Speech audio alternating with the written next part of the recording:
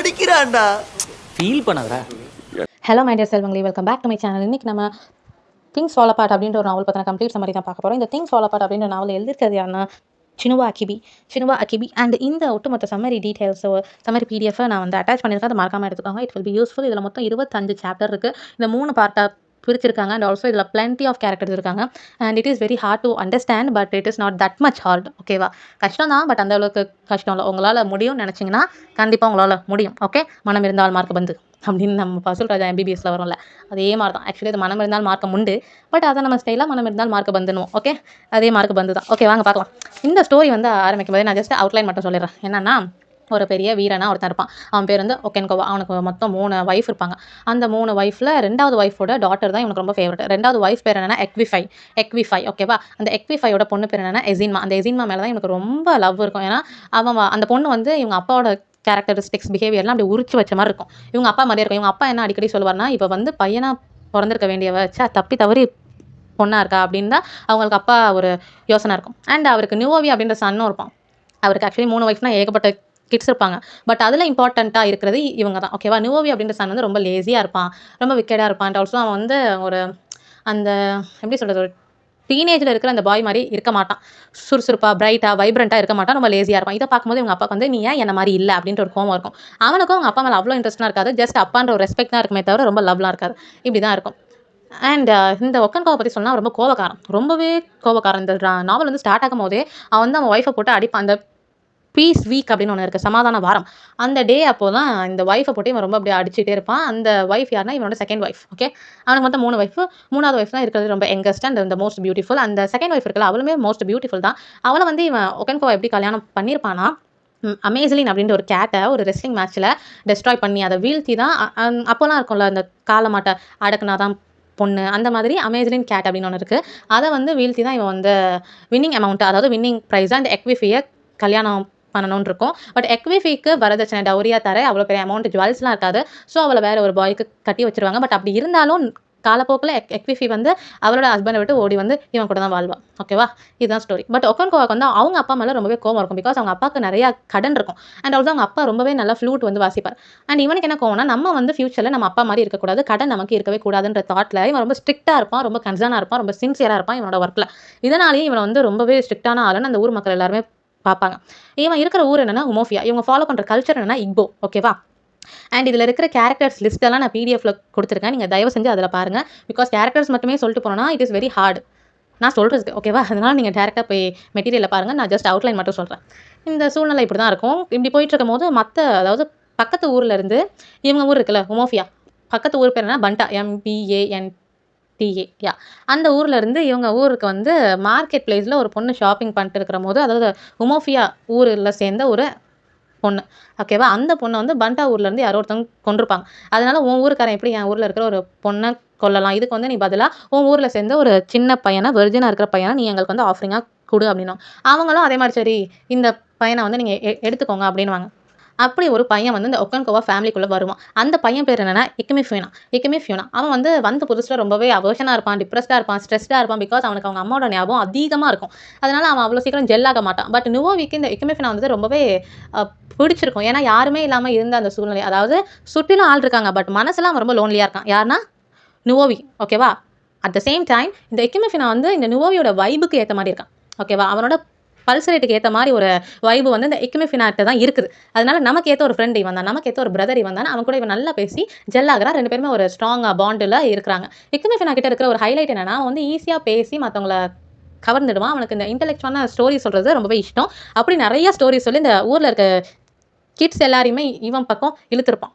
இப்படி தான் இந்த ஸ்டோரி வந்து மூவ் ஆனான். இப்படி போயிட்டு இருக்கும்போது அந்த ஊரில் வந்து ஒரு ஓல்டஸ்ட் மேன் இருப்பார். ஒரேக்கல்லாம் சொல்கிறார். அதாவது கடவுள்கிட்ட வந்து ப்ரேயர் பண்ணி கேட்டு கடவுள் வந்து இவருக்கு சொல்கிற விஷயத்தை தான் இவர் வந்து ஒரேக்கல்னா வாக்காக வந்து சொல்லுவார். என்னன்னா எக்கிமிஃபியூனா அந்த பையனை வந்து நீ உன்னோட சொந்த பையன் மாதிரி வளர்க்குற, நியூவி உன்னை அப்பான்னு சொல்றதை காட்டிலும் அவன் தான் உன்னை நிறையாவே அப்பான்னு சொல்கிறான். இது வந்து இட்ஸ் நாட் குட் அப்படின்னு. அதனால நீ என்ன பண்ணுறா, எக்கிமிஃபியூனாவை ஒரு பர்னிங், அதாவது ஒரு ஆஃபரிங்கை வந்து நீ காடுக்கே கொடுத்துரு அப்படின்னும். இது வந்து எனக்கு ஷாக்காக இருக்கும். But at the same time God சொன்னால் நம்ம செஞ்சு தான் ஆகணும் அப்படின்ற ஒரு இது இருக்கும். அண்ட் ஆல்சோ அந்த ஓல்டு மேன் என்ன சொல்லுவானா, நீ இதை பண்ணினா உனக்கு நிறையா பேர், புகழ், வெல்த் எல்லாமே வரும் அப்படின்னு சொன்னதுனால இவனும் சரி செய்கிறேன். பட் அவன் என்ன சொல்லியிருப்பானா, நீ தான் இவனை கொன்ன அப்படின்ற செய்தி வந்து யாருக்குமே தெரிய வரக்கூடாது. ஸோ வேறு யாரோ இவனை மர்டர் பண்ண மாதிரி தான் இருக்கணும் அப்படின்னு. இவனும் ஓகேன்னு சொல்லிட்டு எக்மெஃபினாவை அவங்க வீட்டிலேருந்து நீ வா நம்ம ஊருக்கு உன் அம்மாவை பார்க்க போகலாம் அப்படின்னு சொல்லிட்டு அழைச்சிட்டு போகிற வழியில் இந்த ஒகென்கோவோட ஃப்ரெண்ட்ஸ் இருப்பாங்கல்ல, மேட்ஸ், அவங்கலாம் கத்தியால் குத்தி எக்மெஃபினாவை கொண்டிருப்பாங்க. இந்த நியூஸ் நுவோவிக்கு அவங்க அப்பா சொன்னோன்னே, அதாவது ஒகென்கோ ரிட்டன் வந்து அவங்க அப்பா சொன்னோன்னே இவனுக்கு வந்து ஏற்கனவே ஒரு இன்ட்யூஷன் 2 இன்ட்யூஷன் வந்திருக்கும். என்னன்னா ஃபர்ஸ்ட் வந்து எக்மெஃபினாவை அவங்க அப்பாவாகிய ஒகென்கோவாவே கொல்ற மாதிரி. செகண்ட் இன்ட்யூஷன் என்னன்னா ஒரு டார்க் ஃபாரஸ்ட்லேருந்து ஒரு பேபியோட அந்த க்ரையிங் சவுண்டு, அழுகிற சவுண்ட் வந்து இவனுக்கு காதில் கேட்டுக்கிட்டே இருக்கும். இந்த 2 இன்ட்யூஷனும் ஏதோ ஒரு பேட் ஹேப்பனிங் வந்து ஆக போகுதுன்ற ஒரு இக்னைட், அதாவது ஒரு இன்சைட்டை வந்து சொல்லிகிட்டே இருக்கும். இவன் வந்து இவங்க அப்பா இப்படி சொன்னே ரொம்ப டிப்ரெஸ்ட் ஆவான், அவர்ஷன் ஆகிடுவான், ரொம்பவே ஸ்ட்ரெஸ் ஆகிடுவான். ஏன்னா நான் இப்போ தான் எனக்குன்னு ஒரு பிரைட்னஸ், எனக்குன்னு ஒரு ஆப்டிமிஸ்டிக்கான ஒரு ஃபியூச்சர் இருக்குன்னு நான் நினச்சேன். But at the same time நினச்ச நேரத்தில் இப்படி எக்மெஃபினா வந்து செத்துட்டானே, அவனை நீ கொண்டுட்டியேன்னு சொல்லிட்டு அந்த கல்ச்சர், அந்த இக்போ கல்ச்சர் மேலேயும் அவங்க அப்பாவாகிய ஒகென்கோவா மேலேயும் இவனுக்கு வந்து ஒரு தீராத வெறுப்பு வந்துடும். ஓகேவா? அட் த சேம் டைம் அந்த ஒரேக்கல் வந்து சொன்னார்ல ஒரு ஓல்டு மேன், அவர் வந்து அப்போது செத்துருப்பார் டியூ டு சிக்னஸ் தான். ஓகேவா? அவர் செத்த உடனே அந்த ஊரில் வந்து ஒரு ஃபங்க்ஷன் வரும், ஒரு ஃபெஸ்டிவல். அந்த ஃபெஸ்டிவலுக்காக ட்ரம்ஸ்லாம் அடிச்சுட்டு எல்லாரும் வந்து ஃபெஸ்டிவல் வருது வாங்க அப்படின்வாங்க. அப்படி இந்த ஃபெஸ்டிவலுக்கு எல்லாம் போகிறப்போ அந்த கன் ஷாட்ஸ், வெடி எல்லாமே தானே இருக்கும். அப்படி இந்த ஒகென்கோவாவும் அவனோட கன் எடுத்துகிட்டு போன சமயத்தில் தெரியாமல் அந்த கன் ஆன் ஆகி புல்லட் வந்து அந்த ஓல்டு மேன் இருந்தார்ல, செத்து போன அந்த ஓல்டு மேன், அவரோட சன்னு மேலே பட்டு, மகன் மேலே பட்டு அவன் வந்து ஸ்பாட்லேயே இறந்துருப்பான். நீ எப்படி இவ்வளோ பெரிய ஒரு வயது சென்ற ஒருத்தரோட இந்த பையனை, அதுவும் நம்ம ஊருக்கே முக்கியமான ஒருத்தர், அவரோட பையனை வந்து நீ எப்படி கொள்ளலாம்னு சொல்லிட்டு அந்த ஊரே சேர்ந்து இவனை ஒதுக்கிறோம் ஒரு 7 வருஷத்துக்கு. அட் த சேம் டைம் ஒகென்கோவோட ஃபேமிலி, ஹட்டு எல்லாத்தையுமே ஒதுக்கிறோம். அந்த ஹட்டெல்லாம் தீ வச்சு கொளுத்திடுவாங்க. ஒகென்கோவோட குடிசை இருக்குல்ல, அதுக்கு வந்து ஒரு பேர் இருக்குது, ஒபி அப்படின்னு இருக்குது, OBI. ஓகேவா?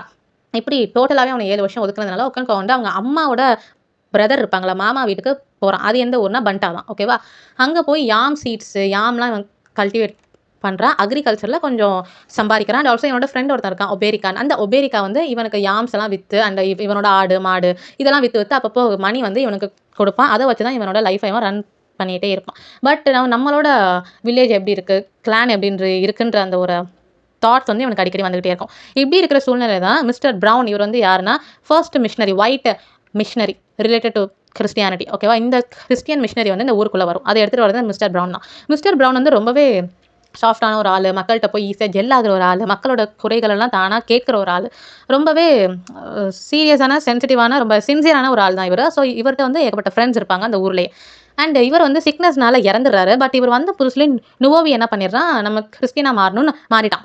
ஏன்னா அவனுக்கு ஆல்ரெடி இந்த கல்ச்சர் மேலே, இக்போ கல்ச்சர் மேலே அவங்க அப்பா மேலாம் ஒரு வெறுப்பு இருந்துச்சுல்ல, அதனாலேயே இவன் 7 வருஷம் அவங்க அப்பா கூட அந்த ஊருக்கு போகிறதுக்கு பதிலாக இங்கே இருப்பான். இனிமேல் உனக்கு எனக்கும் எதுவுமே இல்லைன்னு. இவன் இப்படி கிறிஸ்டியனுக்கு மாறிட்டான ஒபேரிக்கா யார், ஒகென்கோவோட ஃப்ரெண்டு தானே, அவன் போய் அந்த ஒகென்கோவா கிட்ட சொல்லிடுவான். அவனுக்கு அதனாலே தோணும், ஏன் இப்படி ஆச்சு, நம்மளோட கல்ச்சரை விட்டுட்டு இப்படி எதுக்கு இவன் இப்படி மாறினா அப்படின்ற ஒரு யோசனை அவருக்குள்ளே போயிட்டே இருக்கும். அண்ட் ஆல்சோ அந்த ஊருக்குள்ளே, உமோஃபியா ஊருக்குள்ளே இவ்வளோ மாற்றங்கள் வந்து இருக்குதா அப்படின்னு அந்த ரொம்ப டிஸ்டர்ப்டான மைண்டோட இந்த ஒகென்கோவா இருப்பான். அட் த சேம் டைம் அந்த ஊர்லேயே ஒரு அம்மாவையும் அந்த அம்மாவோட இரட்டை மகன்களையும் அந்த ஊர் வந்து ஒதுக்கி வச்சிருக்கும்.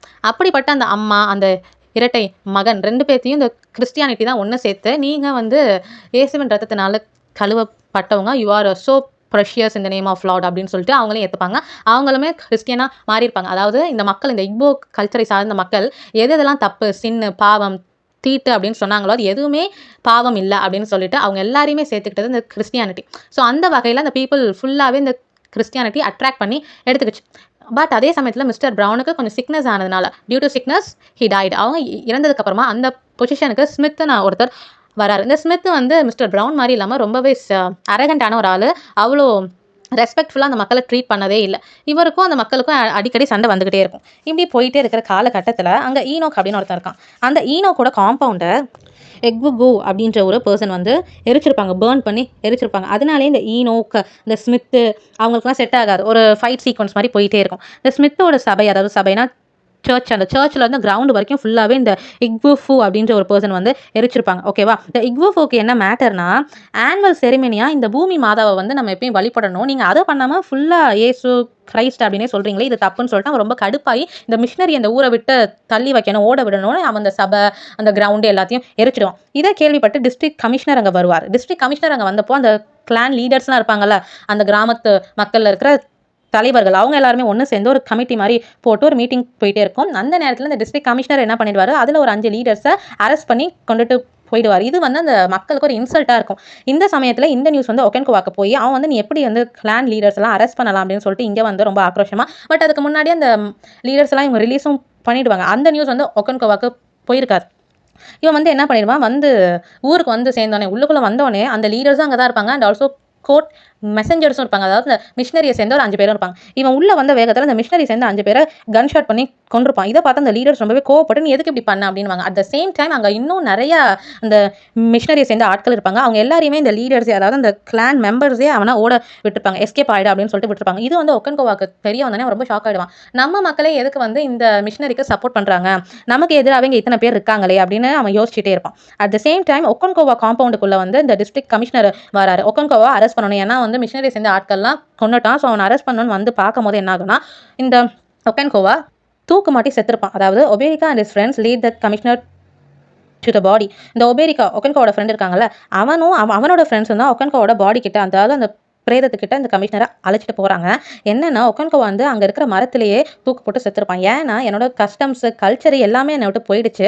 அண்ட் ஆல்சோ அந்த ஊரில் வந்து என்ன ஒரு ரிச்சுவல் இருக்குன்னா, இந்த மாதிரி சூசைடு பண்ணி செத்த பிரேதம் ஆவிகள்லாம் சின்னுக்கு தான் போகும், நரகத்துக்கு தான் போகுமே தவிர பரலோகத்துக்கு போகாதுன்ற ஒரு ரிச்சுவலும் இருக்கும். அதனாலே அந்த பாடியை வந்து யாருமே தொடக்கூட கூடாது அப்படின்னு ஒரு ரூல் இருக்கும். அட் த சேம் டைம் இந்த டிஸ்ட்ரிக்ட் மேஜிஸ்ட்ரேட் இதை பார்த்து இன்ஸ்பயர் ஆகி ஒரு புக் வந்து எழுதுவார். எதை பார்த்தீங்கன்னா ஆஃப்ரிக்கா பற்றி தான். அந்த புக்கு பேர் என்னன்னா the pacification of the primitive tribes of the lower Niger. ஓகேவா?